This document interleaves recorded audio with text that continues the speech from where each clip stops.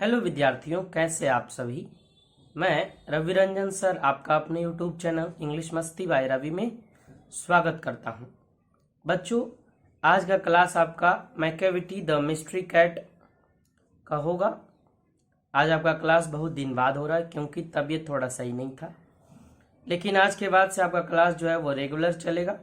और आपका 2 chapter poetry और बचा हुआ है, 2 चैप्टर। एक जो है वो मैकेविटी मिस्ट्री कैट और दूसरा जो है वो आपका बचा हुआ है द स्नेक। ये दोनों चैप्टर को करा लेने के बाद आपका जो 10 चैप्टर का पोएट्री है वो खत्म हो जाएगा। इसके बाद हम लोग जितने चैप्टर अभी तक पढ़े हैं इसका शॉर्ट क्वेश्चन आंसर और समरी को देख लेंगे, तो फिर पूरा चैप्टर खत्म हो जाएगा। अभी फिलहाल हम लोग साथ मिलकर के करीब 60 नंबर का प्रिपरेशन कर ही रहे हैं। कुछ दिन में ये 60 नंबर को आगे 70-80 नंबर में भी बढ़ाया जाएगा। ठीक है, तो चलिए हम लोग आज के अपने क्लास को शुरू करते हैं, जिसमें हमको पढ़ना क्या है, मैकेविटी द मिस्ट्री कैट के जो लेखक हैं टी.एस. इलियट, इनके परिचय के बारे में। तो देखिए बच्चों, हम लोग आज की क्लास को शुरू करते हैं। आज का आपका क्लास है मैकेविटी द मिस्ट्री कैट, जिसके लेखक हैं टी.एस. इलियट। तो क्या बोल रहा है वो समझते चलेंगे, एक मीनिंग को, और उसके हिंदी करते हम चलेंगे। बोल रहे Thomas Stearns Eliot 1888 to 1965 was born in Saint Louis या Saint Louis Missouri USA, but eventually settled in England। बोल रहा है कि थॉमस एस्टियरेंस इलियट, जिनका जन्म 1888 ईस्वी में हुआ था और मृत्यु जो है वो 1965 ईस्वी में हुआ, जिनका जन्म यूएसए का एक शहर है ना, मिसौरी। सेंट लुइस एक जगह है, वहाँ एक जगह है मिसौरी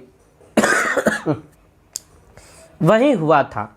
तो टी.एस. इलियट का जन्म कहाँ हुआ था? USA, सेंट मिसौरी में, सेंट लुइस मिसौरी में, है ना। मिसौरी एक नदी भी है, मिसिसिपी मिसौरी, जो USA में है। बोल रहे हैं but eventually settled in England. Eventually मतलब होता है आखिरकार, और सेटल्ड मतलब हो गया बसना लेकिन वो जो कवि हैं टी.एस. इलियट, वो पहले तो उनका जन्म USA में हुआ था। ये देखिए USA है, लेकिन बाद में जाके वो कहाँ बस गए? इंग्लैंड में। बाद में जाके कहाँ बस गए? इंग्लैंड में। ये देखिए इंग्लैंड है, और ये देखिए आपका क्या है? USA है। बढ़ते हैं नेक्स्ट स्लाइड की ओर, देखते हैं और क्या बता रहा है कवि के बारे में।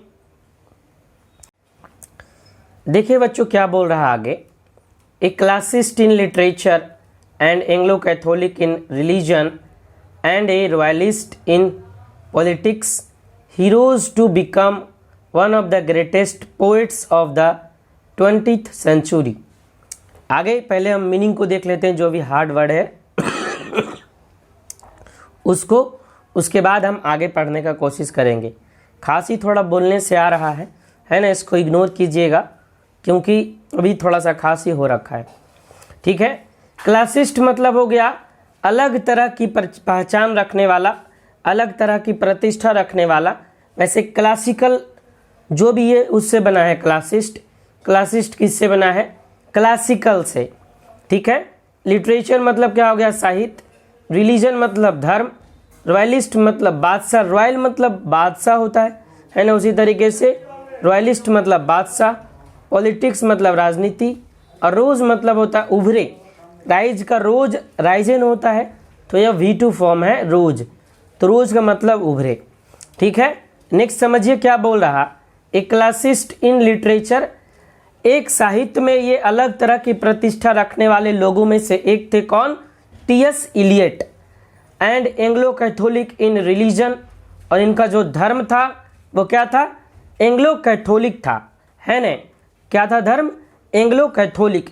जिस तरीके से जॉन डन का धर्म क्या था? कैथोलिक, है ना, और इनका धर्म क्या था? Anglo Catholic. देखिए कुछ इस तरीके का चर्च होता है जहाँ ईसाई लोग पूजा करते हैं। एंग्लो कैथोलिक और कैथोलिक 2 तरह का ईसाई का होता है, और भी होता होगा ईसाई लोगों के बारे में इतना पता नहीं है, जो लोग बताते हैं वही हम लोग जानते हैं। तो हम लोग एक देखे थे कैथोलिक, और ये क्या है, एंग्लो कैथोलिक, ठीक है ना। वैसे एंग्लो से संबंध ज़्यादातर इंग्लैंड का होता है ना। जैसे आप भी देखते होंगे आंग्ल मराठा युद्ध ऐसे कुछ करके होता है, तो आंग्ल वही एंग्लो होता है। आंग्ल भारतीय मतलब क्या, एंग्लो इंडियन भी बोलते हैं, है ना। तो वही है, एंग्लो मतलब इंग्लैंड वाले लोग होते हैं। तो एंग्लो कैथोलिक मतलब क्या है, ये इंग्लैंड का जो कैथोलिक धर्म था वो इनका धर्म था।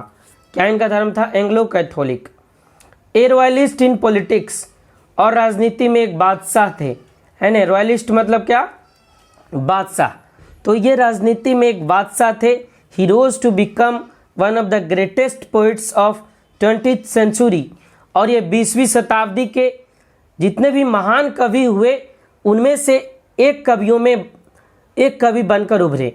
20वीं शताब्दी के जितने भी कवि थे उन कवि में से एक महान कवि का अगर नाम लिया जाए तो उनमें टी.एस. इलियट का भी नाम आता है, और एक 20वीं शताब्दी के एक महानतम कवि के रूप में अपने आप को उभारे, अपने एक महान कवि के रूप में उभरे। कौन, टी.एस. इलियट, है ना। 20वीं सदी के एक महान कवियों में से एक कौन है, टी.एस. इलियट है। देखते हैं फिर नेक्स्ट स्लाइड में क्या बोल रहा है। आगे देखिए क्या बोल रहा है। He was also a distinguished critic and A dramatist. He was awarded the Nobel Prize for Literature in 1948. His best known poems are The Wasteland, Ash Wednesday and Four Quartets। ठीक है, अब जो भी इसमें हार्ड वर्ड है उसको देख लेते हैं, इसके बाद हम इनके हिंदी को करते चलेंगे। डिस्टिंग्विश्ड मतलब हो गया प्रतिष्ठित, डिस्टिंग्विश मतलब पहचान, प्रतिष्ठा होता है, डिस्टिंग्विश मतलब अंतर भी होता है, दोनों मतलब होता है। क्रिटिक मतलब आलोचक, ड्रामाटिस्ट मतलब नाटककार, और अवार्डेड मतलब हो गया पुरस्कृत किया गया है। मतलब किसी को किसी पुरस्कार से जब सम्मानित किया जाता है तो इंग्लिश में उसी को अवार्डेड बोला जाता है। ठीक है, आगे देखते हैं क्या बोल रहा। He was also a distinguish critic and dramatist. वो एक कवि तो थे ही, उसके साथ ही साथ वो क्या थे, एक प्रतिष्ठित आलोचक और एक महान नाटककार और एक नाटककार भी थे, है ना। वो तो कवि थे टी.एस. इलियट, एक राजनीतिज्ञ भी थे, क्योंकि पीछे ही हम पढ़ लिए कि राजनीतिज्ञ में वो बादशाह थे, और इसके अलावे वो एक क्रिटिक थे, आलोचक थे, वो एक क्या थे, ड्रामाटिस्ट थे यानी नाटककार थे। आगे देखिए क्या बोल रहा।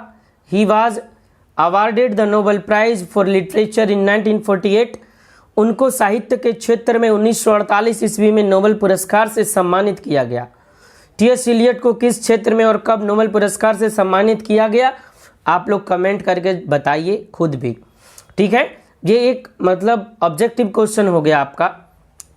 तो टी.एस. इलियट को कब नोबेल प्राइज मिला, 1948 में, और किस क्षेत्र में मिला, तो लिटरेचर में यानी साहित्य में।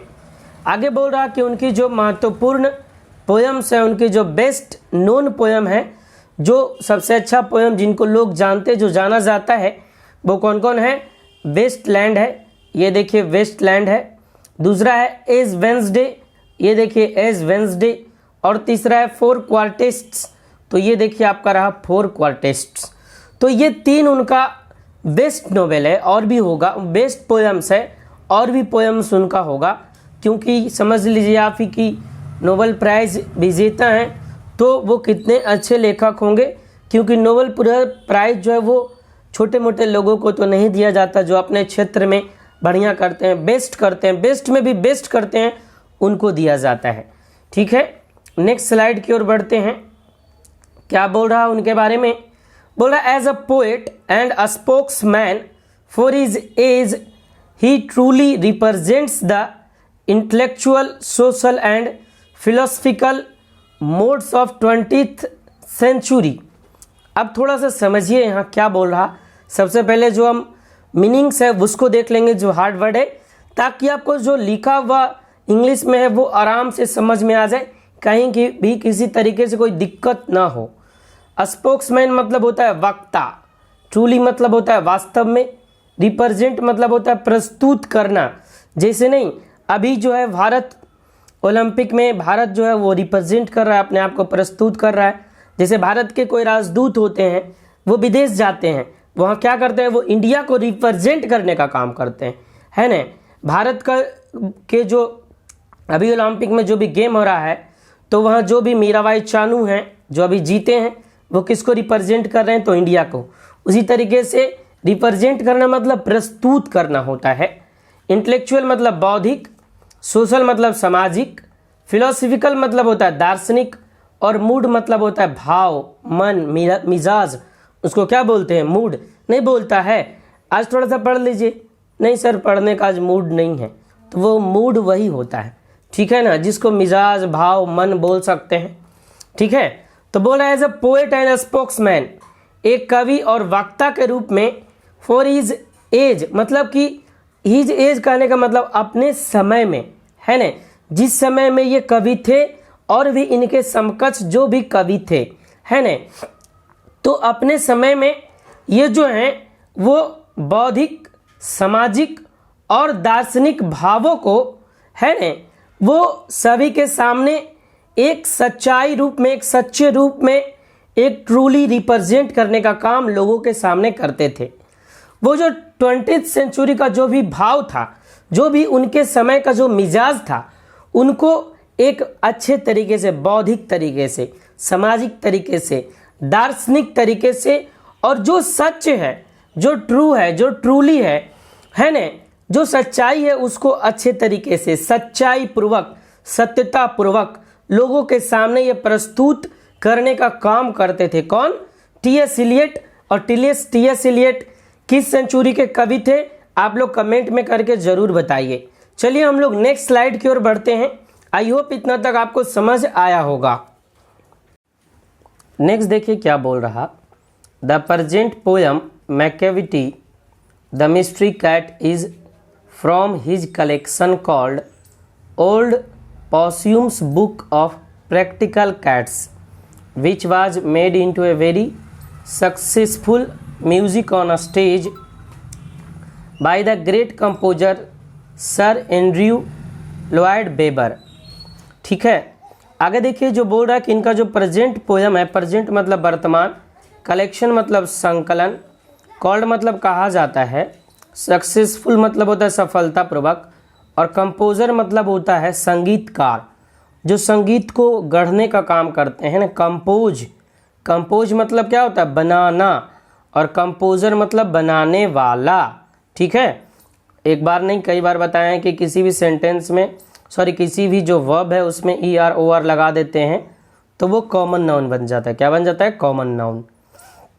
तो बोल रहा है क्या जो उनका जो प्रेजेंट पोयम है मैकेविटी द मिस्ट्री कैट, वो कहाँ से लिया गया है, तो उनके जो संकलन है Old Possum's Book of Practical Cats, क्या उनके संकलन का नाम है Old Possum's Book of Practical Cat, वहाँ से लिया गया। ये देखिए यही बुक है, Old Possum's Book of Practical Cat, T.S. Eliot लिखा हुआ है बुक में, देखिए यहाँ T.S. इलियट, और इसमें भी नीचे लिखा होगा T.S. इलियट, ठीक है।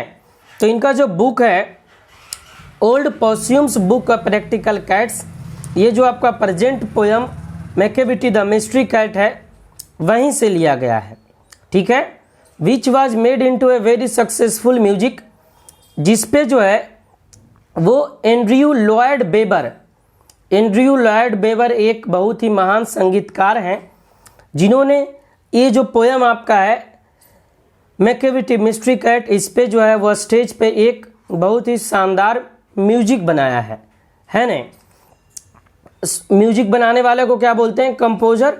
और यही जो है लॉयड वेबर T.S. इलियट का जो पोयम है मैकेविटी मिस्ट्री कैट, इस पे क्या किए हैं, एक बहुत ही अच्छा पोयम बनाए हैं, पोयम नहीं एक बहुत अच्छा संगीत बनाया है, वो भी कहाँ पे? स्टेज पे, और उसको लोगों के सामने प्रस्तुत किया। क्योंकि जो कंपोजर होता है, जो संगीतकार होता है, वही शब्द को क्या करता है? गाने में पिरोने का काम करता है। आगे देखिए लास्ट स्लाइड है, लास्ट स्लाइड में क्या बोला जा रहा है कवि के बारे में, देखिए आज के वीडियो का लास्ट स्लाइड है। तो क्या बोल रहा मैकेविटी मिस्ट्री कैट के बारे में, उस पोयम के बारे में। It is a light poem in the mock heroic vein. It does not need any solemn or detailed analysis. Its charm comes from its neat rhymes and galloping rhythms, as well as the comic effect of the monster criminal who is in fact a cat. वैसे in fact एक साथ लिखा जाता, in fact मतलब होता है वास्तव में। सबसे पहले जो है हम वो मीनिंग को देख लेते हैं। मॉक मतलब क्या होता है? हास्यास्पूर्ण, ठीक है ना, हास्यास्पद। हीरोइक मतलब होता है साहसिक। नीड मतलब होता है ज़रूरत। सोलेमन मतलब होता है गंभीर। डिटेल्ड मतलब होता है विस्तृत। एनालिसिस मतलब होता है विश्लेषण। चार्म मतलब होता है आकर्षक। राइम मतलब होता है कविता या तुकबंदी। गैलोपिंग मतलब होता है क्रमबद्ध। कॉमिक इफेक्ट मतलब होता है हास्यास्पद प्रभाव। मॉन्स्टर मतलब होता है शैतान। और क्रिमिनल मतलब होता है अपराधी। क्रिमिनल मतलब अपराधी, यहाँ धी कर लीजिएगा। अपराध का क्राइम होता है, और क्राइम से क्या बनता है? क्रिमिनल। CRIM crime. क्राइम क्या हो गया? अपराध करना, जो वर्ब है, और क्रिमिनल जो अपराध करने वाला है वो नाउन हो जाता है। ठीक है, मीनिंग तो देख लिए, आगे देखिए क्या बोल रहा है। It is a light poem in the mock heroic when. यह जो कविता है वह एक हास्यास्पद, हास्यास्पद बोले तो कॉमेडी टाइप का है ना, कॉमेडी बोले तो विनोदपूर्ण, हास्यास्पूर्ण, एक साहसिक मनोवृत्ति की कविता है। वेन मतलब क्या होता है? मनोवृत्ति या मनोभाव। तो यह जो एक कविता है यह एक किस प्रकार की कविता है? तो यह एक हास्यास्पदपूर्ण साहसिक मनोवृत्ति की एक हर्षित करने वाली कविता है। हर्षित बोले तो खुश करने वाली, कॉमेडी टाइप कविता है, जिसमें एक बिल्ली के बारे में बताया गया और बिल्ली क्या क्या शैतानियाँ करती है ना, उसके बारे में बताया गया है। तो ये कविता पढ़ के आपको हंसी भरेगा, हंसी आएगा। ठीक है, बोला it does not need any solemn or detail analysis. ये जो कविता है इसको किसी तरीके से गंभीरतापूर्वक या विशेष कोई विस्तृत विश्लेषण की आवश्यकता नहीं है, है ना। यह जो कविता है इसको गंभीरतापूर्वक नहीं लेना है, ना ही इसका पूरी तरीके से विशेष एकदम विस्तृत विश्लेषण करना है, कल्पना नहीं करना है। ये रियलिस्टिक पोयम है, एक तरह से जो बिल्ली जो शैतानियाँ करती है उसी से रिलेटेड कविता है। बोल रहा है it's charm comes from its NEET rhymes and galloping rhythms. और इसका जो आकर्षण है, इस कविता का जो आकर्षण है वो कहाँ से मिलता है आपको? तो इसका जो साफ सुथरा कविता लिखने का तरीका है, जो इसका साफ सुथरा गाना है, एक तरह से बोलेंगे तो राइम मतलब क्या होता है? गाना, गीत। और एक क्रमबद्ध जो लय है, रिदम मतलब क्या होता है? लय। इसका जो साफ सुथरा क्या है? कविता है। और इसका जो लिखावट है एकदम क्रमबद्ध लय में लिखा हुआ है, एक ऐसे लिखा हुआ है कि आप भी पढ़ के आराम से समझ सकते हैं। बोल रहा as well as the comic effect. और इस कविता में साफ सुथरा लिखा हुआ है ही और क्रमबद्ध लिखा है। इसके साथ साथ इस कविता में एक कॉमेडी डाला गया है, कॉमिक इफेक्ट डाला गया है, हास्यास्पद चीज़ डाला गया है, हंसने वाला चीज़ डाला गया है। जैसे देखते हैं एक फिल्म बनता है तो फिल्म में सभी चीज़ होता है, हंसने वाला पार्ट भी होता है, रोने वाला भी होता है, एक्शन सीन भी होता है, मार धाड़ होता है ना, सभी तरह का चीज़ होता है। तो इस कविता में 2-4 चीज़ है। एक तो नीट राइम से मतलब इसका लिखावट बहुत शुद्ध है, दूसरा क्रमबद्ध है, तीसरा इसमें कॉमिक इफेक्ट डाला गया है, हास्यास्पद चीज़ डाला गया है जिससे लोग जब पढ़ें तो उनको हंसी आए, वो चीज़ डाला गया, कॉमिक इफेक्ट उसी को बोलते हैं। आगे देखिए बोला गया है ऑफ ए मॉन्स्टर क्रिमिनल, एक शैतान अपराधी के बारे में। और शैतान अपराधी कौन है? तो कोई और नहीं है, देखिए बिल्ली मौसी है जिसके से मूंछ होती है, ऐसे आप बेसे मूंछ पकड़ के खींच सकते हैं। वो बिल्ली का जो पालतू होता है ना, कहीं बिल्ली आपको काट भी ना ले, है ना, ऐसे पंजे से काट भी लेती है, मतलब काटती नहीं, नोच देती है। तो इस कविता में कॉमिक इफेक्ट भी डाला गया है। और इस कविता में एक शैतान बिल्ली जो है, मॉन्स्टर क्रिमिनल, मॉन्स्टर मतलब शैतान होता है और क्रिमिनल मतलब अपराधी, एक शैतान बिल्ली, शैतान के बारे में बताया गया है, शैतान अपराधी, who is in fact a cat, जो वास्तव में क्या एक बिल्ली है। ठीक है ना, ये देखिए कैसे देख रहे हैं बिल्ली, और बिल्ली कितनी शैतानियां करती है वो आपको ही पता होगा। आपके घर में दूध पी जाती है, पीती नहीं तो बर्बाद कर देती है ना, दही गिरा देती है, जिधर तिधर घूमती है ना, उसको कोई किसी से मतलब नहीं होता है ना, मस्त मगन रहती है। आप देखिएगा उसको, आपको देखेगी तो तुरंत भाग जाएगी, फिर आ जाएगी, है ना, वही बिल्ली का काम है। तो ये कवि का परिचय था। आगे हम कवि की जो कविताएं हैं, मिस्ट्री कैट, उसको भी देखेंगे, है ना, मैकियावेली जो मिस्ट्री कैट है उसको भी देखेंगे। आज के वीडियो में इतना ही। आई होप जो हमने समझाया पीछे वो सारी चीज़ें आपको समझ में आ गई होगी, मीनिंग से लेकर के कवि के बारे में जो बोला जा रहा है वो सारी चीज़ें। ठीक है, तो मिलते हैं फिर आपसे नेक्स्ट वीडियो में। जितने भी लोग देख रहे हैं इस वीडियो को वो अपने व्हाट्सएप ग्रुप, फेसबुक ग्रुप, है ना, जो भी आपका ग्रुप है, जो भी आपके फ्रेंड है, वहाँ ज़रूर से ज़रूर शेयर कीजिए, है ना, ताकि और भी लोग मेरे चैनल से जुड़ सकें और ये जो 12th क्लास है उसका फ़ायदा ले सकें, क्योंकि ये क्लास फ्री ऑफ कॉस्ट है ना। ठीक है, फिर मिलते हैं आपसे नेक्स्ट वीडियो में। तब तक के लिए जय हिंद, वंदे मातरम, जय बिहार। पढ़ेगा बिहार तभी तो आगे बढ़ेगा बिहार, यही नारा लेके हम भी चल रहे हैं, है ना। ठीक है विद्यार्थियों, see you in next video, bye bye.